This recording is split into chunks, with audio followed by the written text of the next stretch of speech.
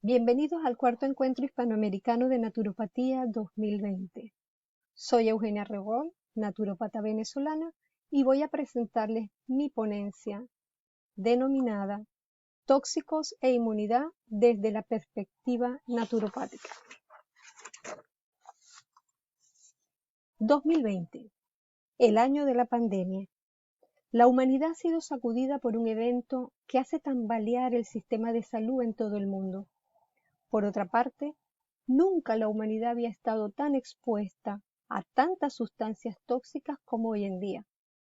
La acumulación de tóxicos y toxinas, tanto en los ecosistemas como en el propio cuerpo del ser humano, ha ido incrementándose de manera gradual hasta hacerse exponencial en los últimos años de este siglo que apenas empieza. ¿Podría haber relación entre ambos hechos? El estar expuestos a mayores cantidades de sustancias tóxicas nos puede perjudicar al momento de enfrentarnos a un evento de salud de las dimensiones de la pandemia que padecemos hoy en día. De esto trata esta ponencia, de la relación existente entre tóxicos e inmunidad, enfocada en el caso particular de la pandemia del 2020 y la perspectiva de la naturopatía al respecto. Comenzaremos aclarando términos y definiciones para que no haya confusiones y desde el principio sentemos las bases de la discusión que se desarrollará. Veremos qué son tóxicos, toxinas, toxemia, inmunidad, sistema inmune, investigaciones realizadas por científicos durante el año 2020, drenaje y desintoxicación, y el método naturopático de promoción de la salud, es decir, la respuesta que da la naturopatía al problema que representan los tóxicos respecto a la inmunidad y por ende al mantenimiento y conservación de la salud aún en tiempo de pandemia, mejor dicho, más que nunca en tiempo de pandemia. Empecemos. Empecemos por definir lo que es tóxico. Tóxico es cualquier agente químico o físico capaz de producir un efecto adverso para la salud. Todos los agentes físicos y químicos son tóxicos potenciales, ya que su acción depende de la dosis y de las circunstancias individuales y ambientales. Existen dos tipos de tóxicos, los naturales y los artificiales, creados por el hombre. Cuando hablo de tóxicos naturales, me refiero a sustancias que se encuentran en la naturaleza, que no fueron creadas por el hombre, pero que al estar en contacto con ella nos hacen daño. Ejemplos de tóxicos naturales son los metales pesados, que pueden estar normalmente en el agua que bebemos, en el aire que respiramos y en los alimentos que ingerimos. Y no me refiero aquí a la contaminación provocada por el ser humano. Los metales pesados están ya en la naturaleza, forman parte de la corteza del planeta Tierra, y en la medida en que la erosión va desgastando las rocas y el agua de los ríos arrastra parte de los materiales del lecho por donde pasa, estos se hacen accesibles a nosotros y quedamos expuestos a su contacto. Este es el caso del mercurio, el cadmio, el plomo, etc. Tóxicos son también los materiales radioactivos naturales, como el radón, el uranio y el plutonio. Pero existen también tóxicos artificiales. Son los fabricados por el ser humano. Son los más conocidos. Se habla de ellos cuando mencionaban la palabra contaminación. Ejemplo de ellos: insecticidas, plaguicidas, pesticidas sintéticos como el DDT, el glifosato y otros que se utilizan ampliamente en la agricultura intensiva. Dioxinas, talatos, furanos y bifenilos policlorados provenientes de los plásticos que usamos diariamente y que contaminan nuestras bebidas y nuestros alimentos. Solventes orgánicos como la acetona, el benceno, el tolueno, tetracloruro de carbono y muchísimos más que se utilizan ampliamente para producir productos de limpieza, pinturas y materias primas para otras industrias. Cuando los utilizamos, una parte de ellos penetra en nuestro cuerpo por inhalación o por contacto con la piel. Combustibles procesados como la gasolina y el diésel y todos los productos derivados de la industria petrolera. Prácticamente todos los productos que se emplean en la fabricación de pinturas, lacas, tintes, adhesivos, anticongelantes, detergentes, desengrasantes, combustibles, lubricantes, conservantes de tejidos, gomas, plásticos, explosivos y un largo etcétera. Muchos de los contaminantes orgánicos, como solventes y derivados de los plásticos, tienen la capacidad de ser cancerígenos o disruptores endocrinos. Se les denomina disruptores endocrinos porque pueden provocar trastornos hormonales tan diversos como diabetes, trastornos tiroideos, infertilidad, insomnio, fatiga crónica y un largo etcétera. Amalgamas dentales. Aunque los metales son naturales, al amalgamarlos con mercurio dejan de ser naturales y ya entran en la categoría de tóxicos artificiales. Esta es una contaminación silenciosa y muy dañina.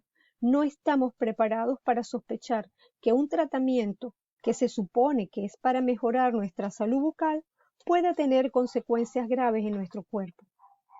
Otros también son materiales de desecho de la fabricación de productos industriales, que pueden contener compuestos orgánicos tóxicos y o metales pesados.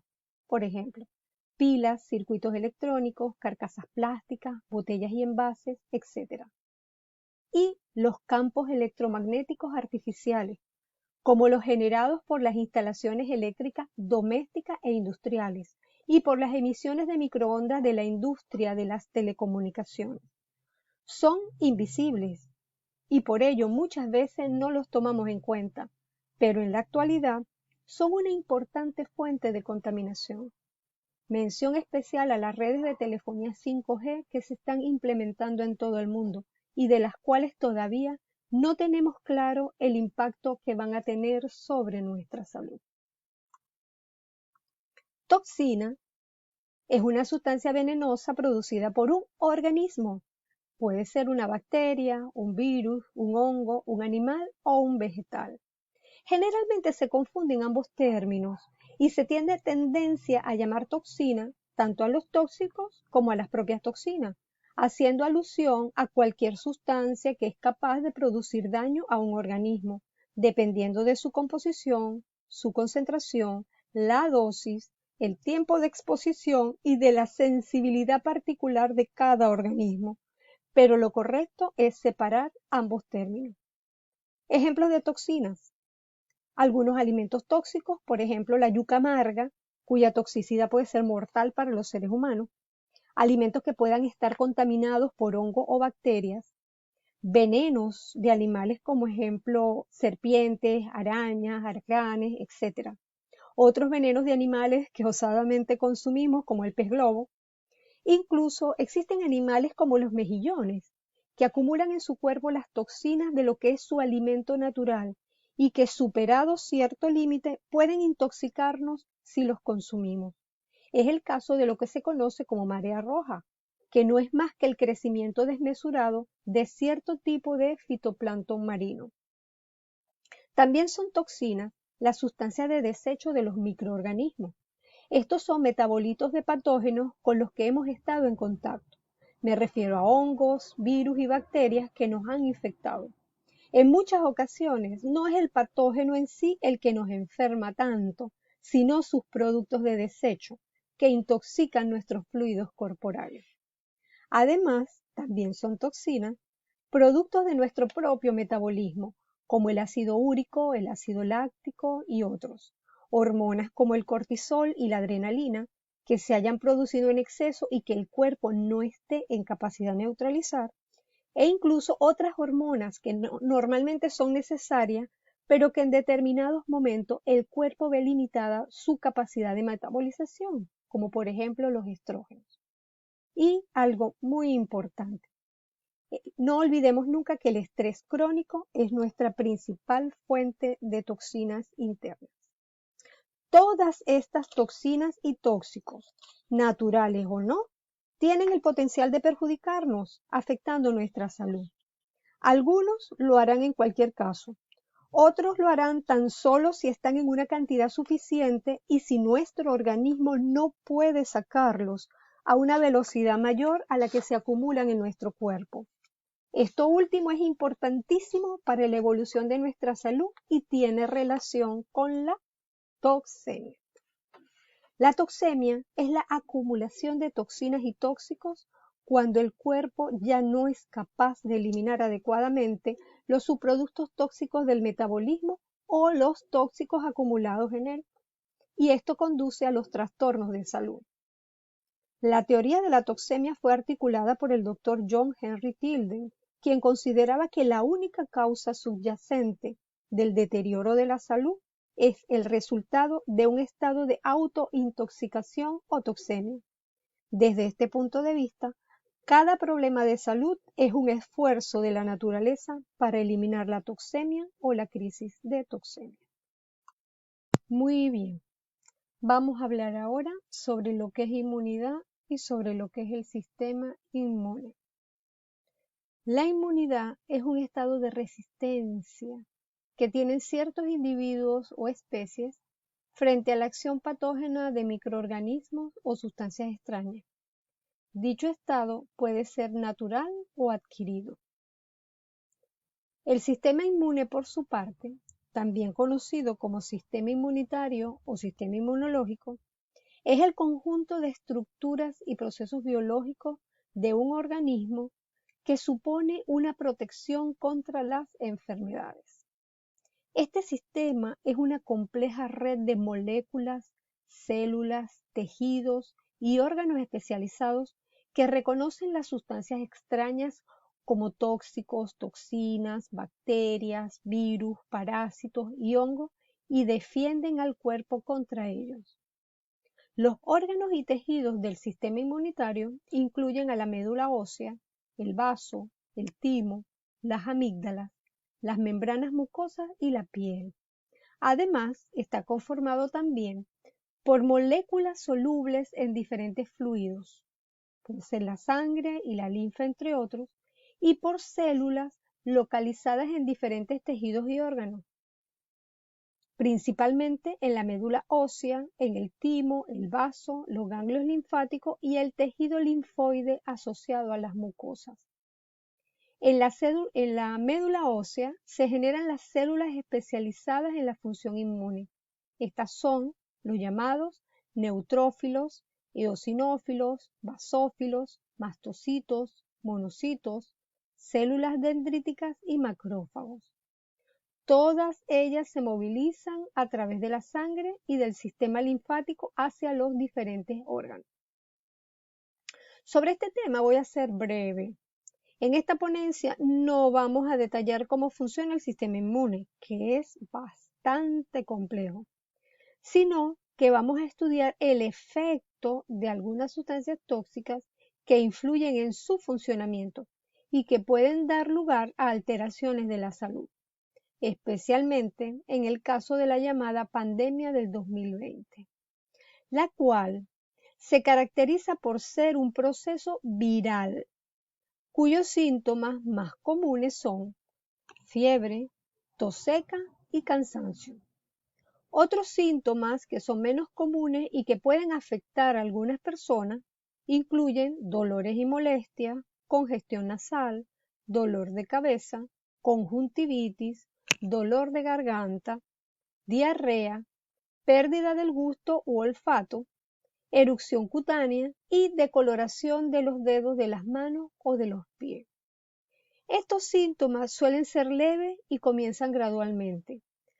Algunas personas se infectan, pero solo presentan síntomas muy leves, mientras que en otras las consecuencias pueden ser graves.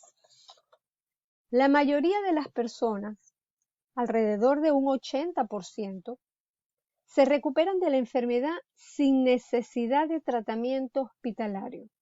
Aproximadamente 1 de cada 5 personas que contraen esta virosis se enferma gravemente y desarrolla dificultad para respirar.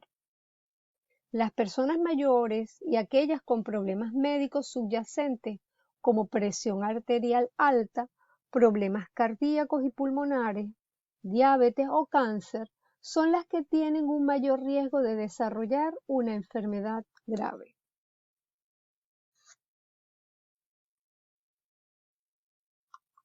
Vamos a ver ahora los resultados de algunas investigaciones científicas relacionadas con tóxicos e inmunidad durante la pandemia del 2020.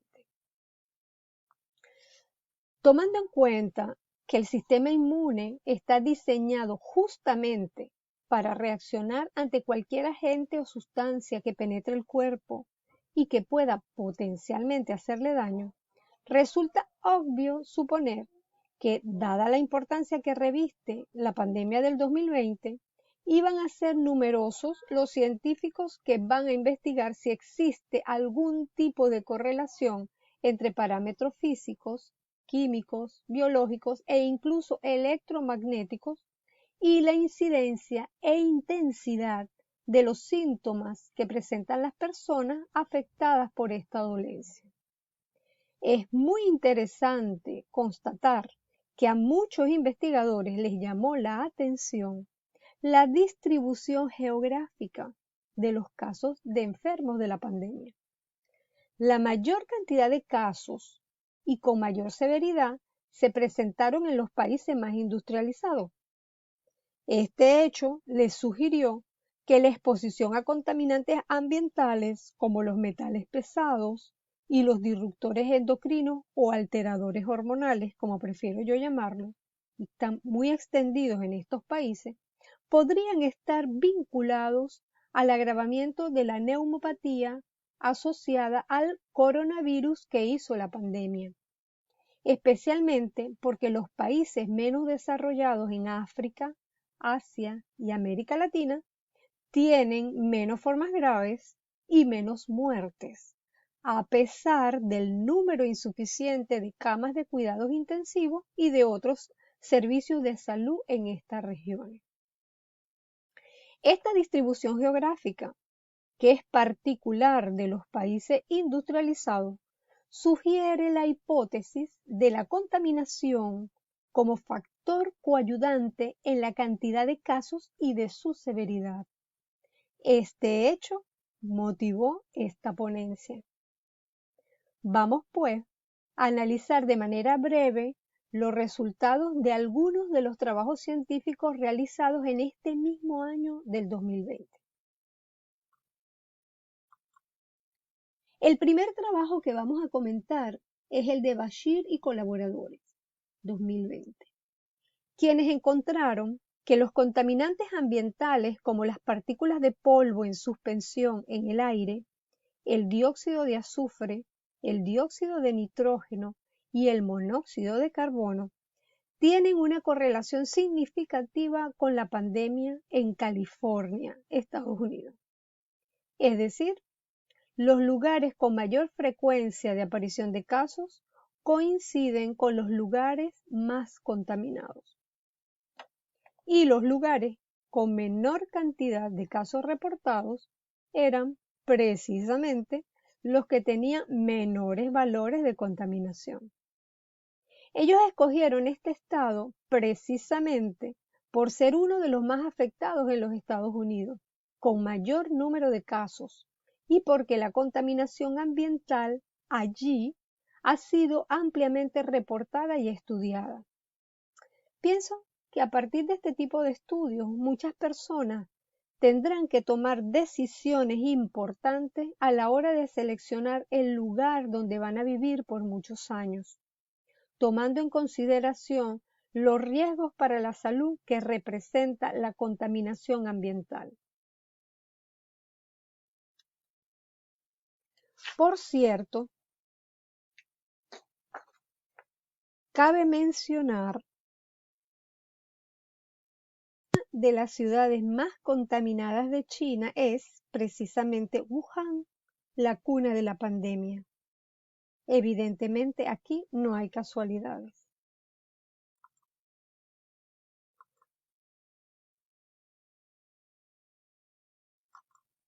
Por otra parte, Sasakis y colaboradores, 2020, discuten cómo la exposición a largo plazo de miles de sustancias químicas, principalmente derivados de combustibles fósiles, Estamos hablando de gasolina, diésel, etc. La exposición a partículas de polvo en suspensión en el aire, metales pesados, radiación ultravioleta, radiación ionizante y un estilo de vida poco sano contribuyen a la inmunodeficiencia observada en la pandemia contemporánea y, por lo tanto, amenazan la salud pública mundial, la prosperidad, los logros humanos y la economía mundial. Concluyen, y esto es interesantísimo, que la mejor terapia, a largo plazo para mitigar los efectos de los contaminantes relacionados con la inmunodeficiencia y los brotes virales fatales es introducir una regulación mucho más estricta sobre las emisiones resultantes de la introducción incesante de tecnologías modernas en nuestro medio ambiente, en nuestro lugar de trabajo y en nuestra vida diaria.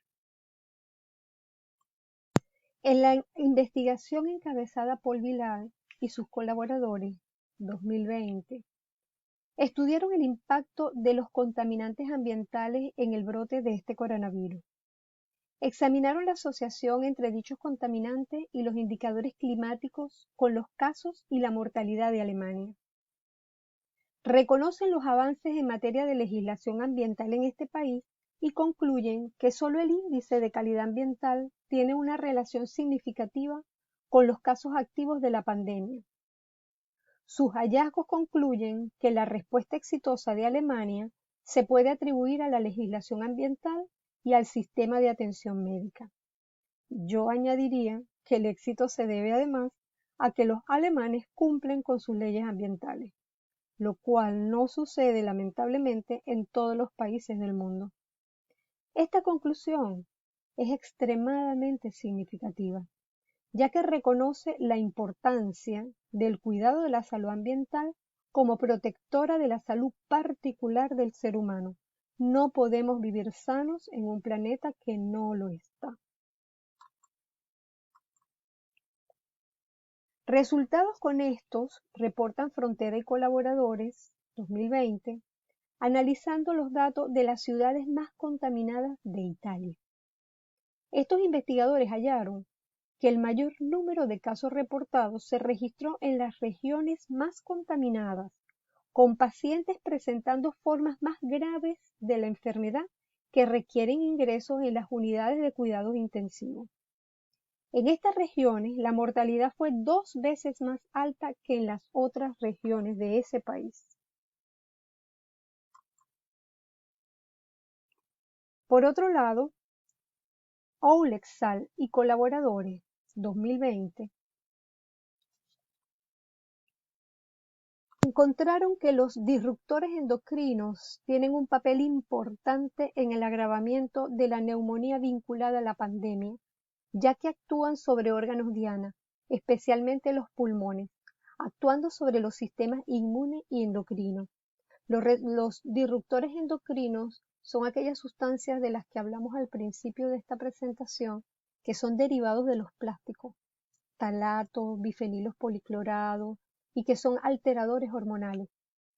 Estas sustancias pueden conducir a respuestas sistémicas anormalmente exageradas, lo que se conoce como tormenta de citoquinas y que ha sido reportada en los casos más severos de la virosis pandémica. Finalmente, no quise dejar de lado esta investigación del grupo también de Bashir y colaboradores 2020, quienes encontraron que los indicadores climáticos son parte integral de la lucha contra el virus de la pandemia en Nueva York.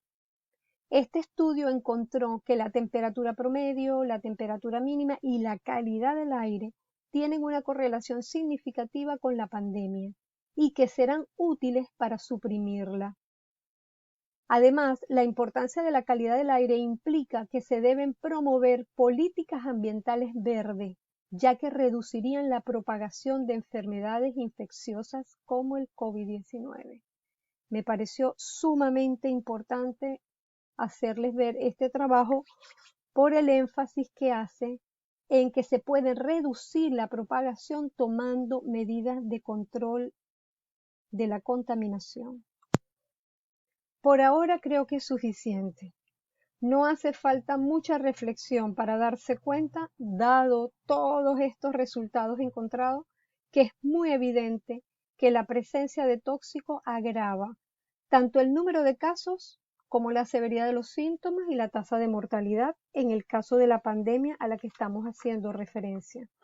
Por lo tanto, está más que demostrado científicamente que la acumulación de tóxicos o toxemia disminuye la capacidad de restauración de la salud y que llega incluso a comprometer la vida, particularmente en este caso de esta pandemia que nos ha tocado vivir. Para los naturópatas, todo esto es congruente con los postulados de nuestra profesión. De hecho, es la razón de ser de la práctica naturopática. La naturopatía parte de la base de que el origen de los problemas de salud reside en la toxemia. Sin embargo, nada de esto se toma en cuenta cuando se elaboran los protocolos médicos. Ni siquiera se considera el grado de intoxicación o las exposiciones a contaminantes ambientales de las personas afectadas para el establecimiento de los tratamientos a aplicar. Si, como acabamos de constatar, la toxemia es un factor agravante, resulta obvio razonar que la desintoxicación debería ser una de las estrategias a seguir para el fortalecimiento y la recuperación de la salud de las personas afectadas, y mejor aún de aquellas que quieran hacer prevención. Tratar la causa, el tole causa, es un principio central de la práctica naturopática. Por lo tanto, no puede haber práctica naturopática sin desintoxicación, acompañada, por supuesto, por todo aquello que sea necesario para restaurar el buen funcionamiento del organismo y que incluye todos los principios de la naturopatía. Recordemos que los principios rectores de la práctica naturopática incluyen reconocer el poder curativo de la naturaleza, el vis medicatrix natura, tratar a la persona en su totalidad, el tole totum, tratar la causa, el tole causam. Primero, no hacer daño, primum non nocere, el naturópata como maestro, docere. La promoción de la salud y la prevención de las enfermedades como prioridad para el naturópata y el entendimiento del bienestar integral del ser humano. El tratamiento naturopático del método de salud requiere desintoxicación primero, luego revitalización y finalmente estabilización, como se describe en las curas naturopáticas definidos por José Oriol Ávila Montesó, lo cual conllevará a la regeneración de la salud física y mental de cada persona. En este punto vamos a definir lo que es desintoxicación y lo que es drenaje. La desintoxicación es el proceso mediante el cual se neutraliza o minimiza la carga tóxica de una sustancia, ya sea esta un tóxico o una toxina, y el principal órgano de la desintoxicación es el hígado. Mientras que el drenaje es la acción por medio de la cual se expulsan los tóxicos y toxinas fuera del cuerpo. Los principales órganos drenadores son el colon y el aparato urinario. No existen técnicas más naturopáticas que la desintoxicación y el drenaje. De hecho, me atrevo a decir que no hay naturopatía sin ellas. Las técnicas utilizadas para la desintoxicación y el drenaje pueden incluir ayuno, trofoterapia, cura de frutas, geoterapia, fitoterapia, baño vital, el lavado de colon, enemas, el ejercicio físico, caldos depurativos, etcétera, etcétera, etcétera. Pero no se trata solo de la desintoxicación y el drenaje. Se trata de aplicar todos los principios de la naturopatía para un completo estímulo al fortalecimiento de la inmunidad y por ende de la promoción de la salud. Se debe tratar a la persona en su totalidad, el tole totum. Esto se logra, en primer lugar, evitando en la medida de lo posible los tóxicos y toxinas. Esto podemos comenzar a implementarlo al mejorar la alimentación. Si suprimimos el consumo de alimentos procesados y los sustituimos por comida de verdad, de preferencia orgánica y plenos de muchas frutas y vegetales. Cuidando el aire que respiramos, el agua que bebemos y evitando o minimizando el contacto con las sustancias que en la primera parte de este trabajo mencionamos como dañinas para nuestro cuerpo. Evitando especialmente los estados de ánimo negativos, que son generadores de toxinas internas. Es necesario además estimular la desintoxicación y el drenaje naturales de nuestro cuerpo, consumiendo suficiente agua, fibra y nutrientes, además del ejercicio adecuado. De esta manera, los órganos que se encargan de estas funciones, que son los riñones, el colon, el hígado, la piel y los pulmones, podrán efectuar de manera armónica su trabajo y será el propio cuerpo quien irá depurándose a sí mismo. En caso de ser necesario, porque en algunas condiciones no se drenan las sustancias dañinas con suficiente velocidad y éstas se van acumulando, entonces se estimulará su funcionamiento con plantas drenadoras y con terapias físicas como el ejercicio, los baños secos, el sauna, etc. Para finalizar revitalizando el cuerpo y lograr la conexión mente, cuerpo, espíritu a través del arsenal de técnicas de las que dispone la disciplina naturopática, que son una gran cantidad. Recordemos, se debe tratar a la persona en su totalidad, el tole totum. En el libro blanco de la naturopatía de la Federación Mundial de Naturopatía se habla de estas modalidades de tratamiento que ofrece esta disciplina. Existe un fuerte consenso sobre las 7 modalidades naturopáticas centrales utilizadas en la práctica y que incluyen nutrición clínica y asesoramiento, modificación de la dieta, es decir, una alimentación personalizada, nutrición aplicada, entendiendo por esto el uso de suplementos dietéticos, medicinas tradicionales y productos naturales para el cuidado de la salud, herbología, asesoramiento sobre estilo de vida, hidroterapia, homeopatía y modalidades físicas como el yoga, la manipulación naturopática, técnicas de liberación muscular, etcétera, etcétera, etcétera. El enfoque holístico de la práctica naturopática reconoce que los aspectos espirituales, psicológicos, funcionales y estructurales son interdependientes y que para tratar a una persona se tienen que tratar las dinámicas intrapersonal e interpersonal, así como la interacción de los individuos con su ambiente, con factores externos y sociales.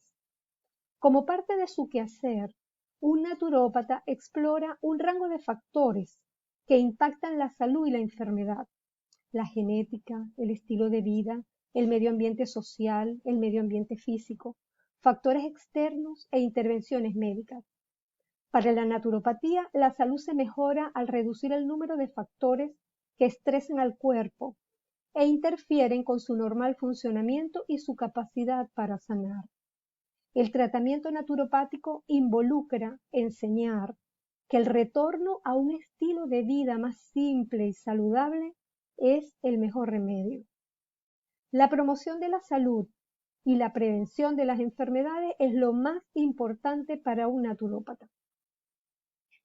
Ahora bien, podemos hacernos la pregunta, ¿existe evidencia científica de que las intervenciones naturopáticas mejoren en realidad la inmunidad?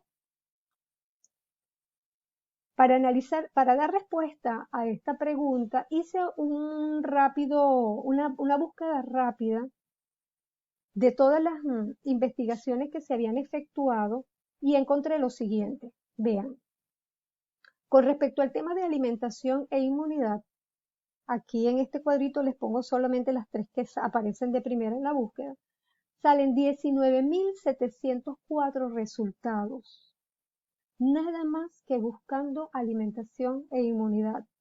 Se pueden conseguir infinidad de más investigaciones si buscamos alimento por alimento. Con relación al ejercicio y la inmunidad, conseguí 6.350 resultados.